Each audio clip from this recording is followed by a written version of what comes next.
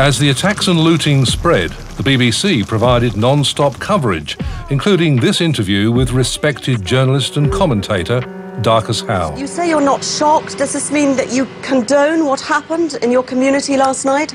Of course not. What I'm going to condone it for, what I'm concerned about more than anything else, there is a young man called Mark Duggan. He has parents, he has brothers, he has sisters, and few yards away from where he lives, a police officer blew his head off. Well, Mr. Howe, we have to... Let me finish. Mr. Howe, we have to wait for the official inquiry. Darcus Howe was still angry about the interchange when we caught up with him at his London home. And it does have spite and malice in it. The lifelong campaigner for racial equality and human rights is proud of his Caribbean roots. He's a friend of the legendary West Indies batsman Viv Richards. Viv gave this to me.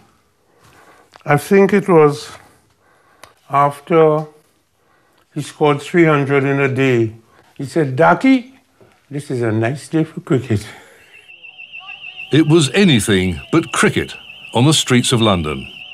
I don't call it rioting, I call it an insurrection of the masses of the people. The next question caused Darcus Howe offence and prompted a public apology by the BBC. Mr. Howe, if I can just ask you, you are not a stranger to riots yourself, I understand, are you? You have taken part in them yourself. I have never taken part in a single riot. I've been on demonstrations that ended up in a conflict, and have some respect for an old West Indian Negro and stop accusing me of being a rioter. Darcus Howe believes it's police behaviour towards black people that's the root cause of the violence.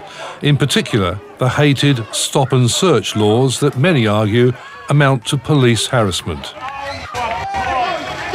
They have been repressed by the police. You have to feel some weight on your neck.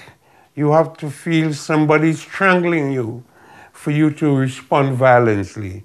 And that is precisely what happened in the riots here. Order! Order!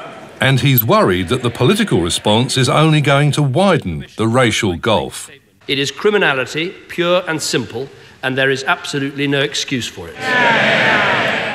The Prime Minister, David Cameron, has said that the riots were not political, that they were criminal, with criminal intent. What's your view of that? He doesn't know what he's talking about. I do not believe he has spoken to a black person outside politics for more than 10 seconds. As he sees it, the harsh sentences for rioters and threats to expel looters' families from their council houses proves his point.